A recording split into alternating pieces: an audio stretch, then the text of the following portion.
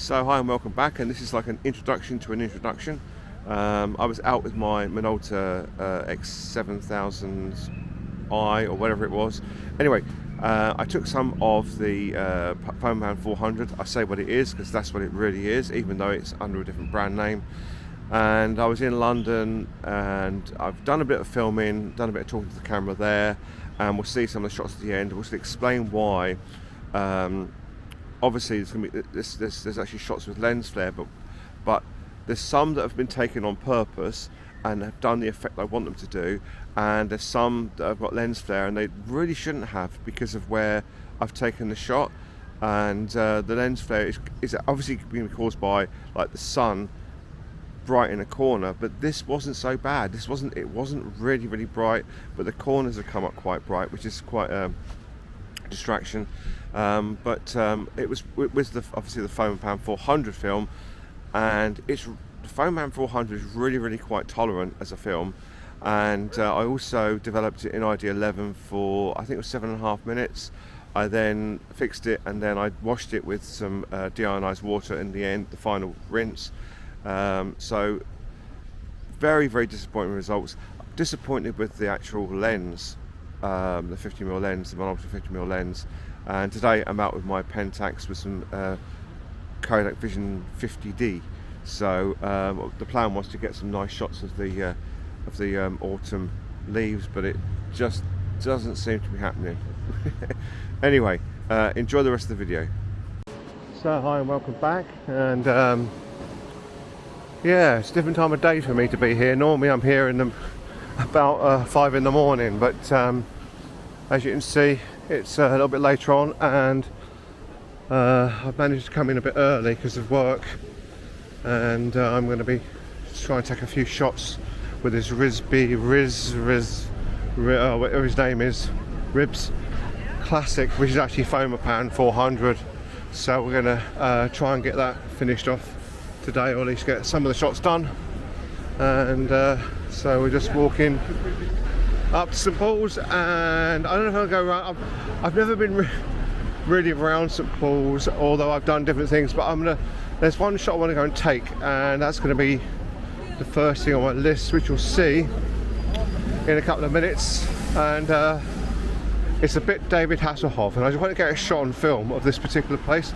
I mentioned it before in my videos, but anyway, let's see what we can do with this film.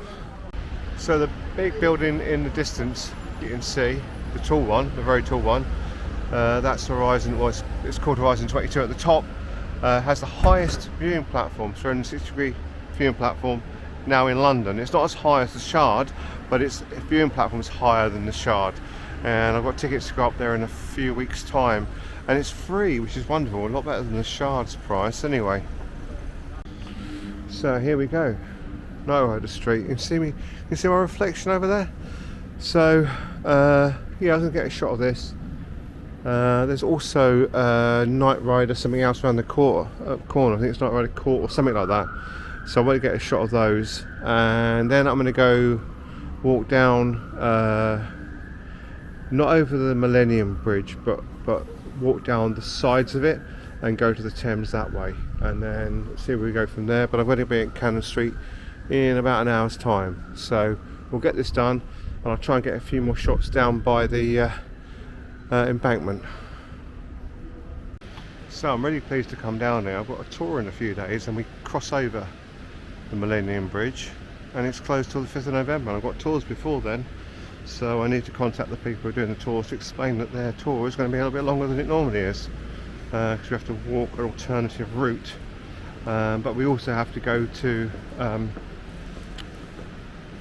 Shakespeare Globe Theatre over there as well, so we've got to walk along and then walk back again, and then go perhaps over Southwark Bridge and come back across Southwark Bridge, and then back down to here, which will extend the tour by about half an hour, I think, or 20 minutes I'd say. I don't know if you can see them, but they're beneath the bridge doing work, rather them than me. That's rather a cold fall if you fall into the old Thames, especially in the tides actually coming in at the moment. So yeah, look, might make a nice shot as it is. I've done a few shots of this, but doing it, taking a screenshot from the DJI might be interesting as well to see what I get. But yeah, so it's close to November the 5th. Now, actually, the funny thing is I actually do know my way down here.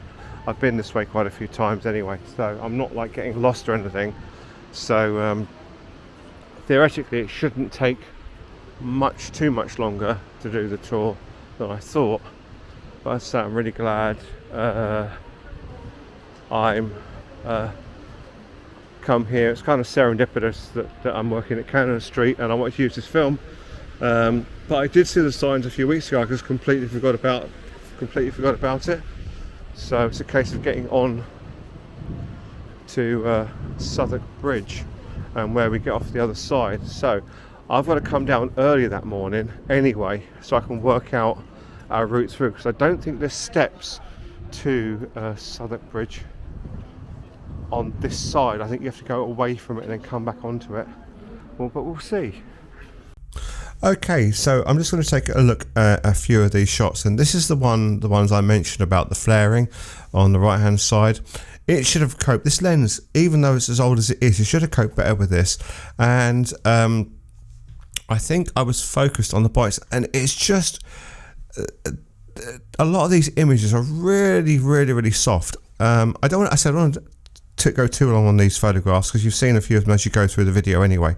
So yeah, they're not, the sharpness isn't good. Now I don't know if that's down to something I've done. I know I had a problem with the switching it on to manual focus was something I was doing, but I don't think that was the issue. And then you see this one, and I didn't check, and I got a huge dust mark on it. I can clean that up and redo that. It's not going to be a problem. And that's Night Rider Street where we went to. But the ones that I was expecting lens flare, you can see, and I kind of got the result I wanted. But again, so these people are at infinite distance from me, and they're still quite soft. Now that can be caused obviously by the lens flaring as well, but still, it's, you know, and to be honest with you, the grain on this, developed in ID11, isn't too bad at all. So there's another one, and I expected to get shots like this. I didn't actually think it would be anything different from what I'm seeing now. So I took a few at the railway station when I was at the railway station. Again, how I missed that, I do not know. That there, but I'm going to clean these up and rescan them at some point, so I've got better quality ones if I ever want to print anything. It's unlikely I want to print anything from this. And I wanted to do the bouquet, and you can see it's very cluttered, but the actual balls are really quite nice. They're quite symmetrical, but not the most symmetrical that I've seen, but still it shows how it works. You see, this was taken of a barge, back of a barge. Yeah, that's all right. That's not as bad as the other ones are. So, but honestly, if you ever owned one of these Minolta 7000Is, and they had a dedicated flash that it was their proprietary one, I think. Did you actually like the camera? Because I'm getting from this, this is it's not brilliant. And I much prefer the Minoltas, the old Minoltas from back in the day, like the X700, X300, that sort of thing, and not so much these. But anyway, let me know what your thoughts are. Don't forget to like, comment, subscribe, and I will see you in the next video.